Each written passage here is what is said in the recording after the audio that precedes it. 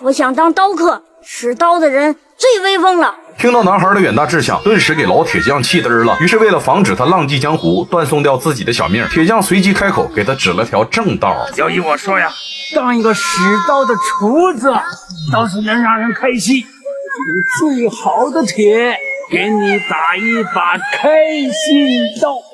说罢，老铁匠就在废墟里一顿撒嘛，随手捡起了个埋了吧摊的铁盒，将其回炉加热融化后，经过铁锤叮了当了叮了当了一顿敲打成型后，一把平平无奇的菜刀便制作完成。拿到刀后，男孩也听从了铁匠的建议，老身这个镇上开了家酒馆，名叫俏江南，从此不谙世事，开始苦练厨艺。为了成为名冠江湖的大厨，他更是潜心研制了8道名菜，因此人送外号八大铲八大铲。然而随着俏江南越做越大，名声响彻大江南北，很快八大铲就让人给盯上了。这天夜里，酒馆的伙计正收拾东西准备打烊，谁知突然闯入了一伙气势汹汹的带刀官差。你们谁是八大铲啊？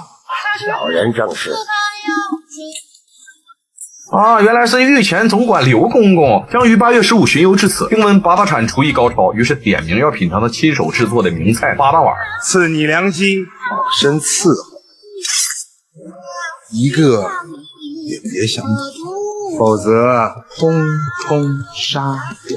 等官差走后，八大铲立刻意识到，这回恐怕是要大难临头啊！因为江湖上早有传闻，刘公公那个小嘴极刁，但凡饭菜有一丁点不合口，就会下令嘎了厨子祭天。冤死在他刀下的名厨没有上千也有800。为了防止自己潜心研制的8道名菜和手艺失传，八大铲决定挑一个最有做菜天赋的徒弟传授自己的绝学，免得到时候自己一嗝屁，厨艺无人延续。得知此事后，徒弟们个个跃跃欲试，唯独小徒弟伙子手忙脚乱，搞他妈半天，非但没有做出到像样的菜肴，还把自己给烧成了焦炭。就在这时，只听二掌柜高喊一声：“时辰到，出菜！”众人赶忙端着做好的菜品来到八大铲跟前，结果等他品尝完之后，是一刀比他妈一刀难吃啊！紧接着，虎子端上一碗平平无奇的虾汤，八大铲尝了一口，小味儿挠一下，瞬间上头了。然而等到细细回味，却发现熬汤的食材里竟没有放虾肉，而是凭借着几种蔬菜制作而成。在场的师兄弟一听，顿时都懵了个嘚儿的。为了验证虎子的厨艺，让众人心服口服，于是八大铲随即招呼让他再做一遍。虎子听后直接吓他妈拉了尿了，眼瞅瞒是瞒不住了，他急忙扑通一声跪倒在地，承认虾汤不是他熬的。没等八大铲询问怎么事，突然酒馆打杂的哑巴栓子就冲了过来，赶忙用手一顿比划，把事儿全都往自己身上揽。往后经过一番详细的了解，令八大铲意想不到的是，一个打杂的竟是厨艺天才。于是他当即决定收栓子为徒，将自己的毕生绝学倾囊相授。为了证明自己的实力，只见栓子拿起黄瓜往空中一抛，紧接着是单手持刀，是歘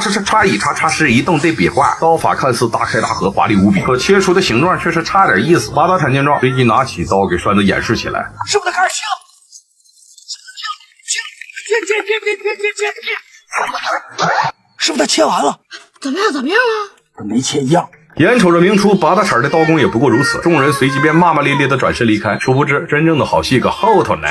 只见他随手将黄瓜扔进水盆里，栓子见状，赶忙上前拿起一手，瞬间就被精湛的刀工所折服。那家伙是佩服的五体投地啊！至此之后，栓子便老实的从头开始学起，凭借着异于常人的天赋，很快他就将师傅传授的前7道菜学会。八大铲见状，顿时高兴嘚了，意识到自己呕心沥血创办的酒楼和厨艺总算是他妈后继有人。于是他当即决定将压轴菜八仙过海传授给栓子。然而想要学会最后一道菜绝非易事，必须在转瞬之间以极快的道具将活鱼去鳞开膛破肚，接着将其整个浪的放入沸水中。就这样式，等菜品被端上桌时，不仅鱼汤的味道极其鲜美，小鱼儿还能搁汤里自如游动。多年来，众人都以为八大铲做菜是凭借着高超的厨艺，殊不知真正的奥秘另有其因。只见八大铲晃悠的来到香炉前，随即将烟斗插入炉中，轻轻那么一扭，墙上的盖板滋盖一下应声打开。完会儿，他拿出暗格中的菜刀，语重心长地说：“这把极锋利的玄铁菜刀，才是做出八仙过海真正的秘密。”接过梦寐以求的菜刀，栓子难掩心中的激动，整个人都高兴完了。有了玄铁宝刀的加持，很快栓子便成功的做出了8道菜肴。他赶忙将其端给师傅品尝，可谁知吃着吃着，八大铲的鼻子突然流出了黑血。一旁的栓子见状，赶忙扑通一声跪倒在地，不停的向八大铲磕起了头。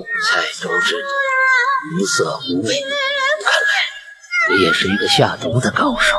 原来这一切都是栓子精心策划的，先是趁机毒死师弟做菜用的河虾，从而得到自己展示厨艺的机会，然后在鸟圈里一把火引燃酒楼，冒死从火海中救出八大铲。如此一来，栓子不仅成功学会了八大铲的真传，并且还得到了极其锋利的玄铁宝刀。而他之所以费尽心机做这一切的目的，就是获得给御前总管刘公公做菜的机会，从而报了杀父之仇，亲手手刃敌人。你一心想用这把刀来报仇，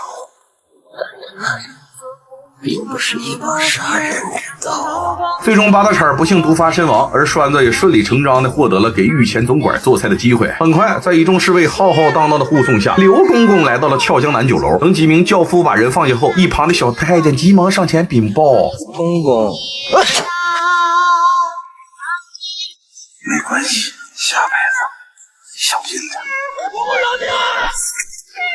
身为掌管御前一切事务的总管，刘公公虽然性格残暴、心肠歹毒，他却是个地地道道的美食家。随着侍卫一声令下，冒名顶替师傅八大铲的栓子被带进屋内，里里外外检查个遍。王二便开始亲自动手制作8道名菜。看着屋里密密麻麻围满了小兵，栓子意识到这时候动手那指定是小命不保啊！无奈他只能起锅烧油，做起了名菜8大铲。很快，前7道佳肴便制作完成。等刘公公挨个品尝后，顿时给刘公公他妈馋哭了。一旁的守卫见状，赶忙招呼厨子做压轴菜，殊不知这正中了栓子下的套。因为最后一道菜八仙过海为活鱼烹饪，所以需要品尝者到灶台跟前亲自恭候。如此一来，等刘公公靠近时，栓子便可趁其不备，手持极其锋利的玄铁菜刀，将其一刀毙命，为父报仇。谁知就在这时，刘公公突然一阵屁意袭来。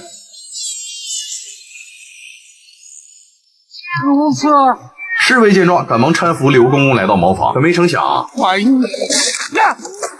大公公掉粪坑啦！听到此话，几名侍卫赶忙来到茅房。你前日用兵一迟，今天就算性命不保，我也要报你公公的知遇之恩。侍卫见状，也急忙伸出长矛，准备把刘公公给拉上来，结果一不小心把刀尖捅向了对方。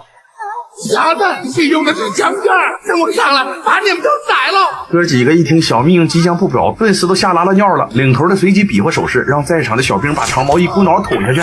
公公跪地了！听到此话，顿时给厨子整一脸懵逼啊！我这还没动手呢，怎么的把自己淹茅坑里去了？就这样式，栓子不费吹灰之力便报了杀父之仇。嗨呀，咱讲话了，这就是善恶到头终有报，人间正道是沧桑。嘿嘿嘿嘿。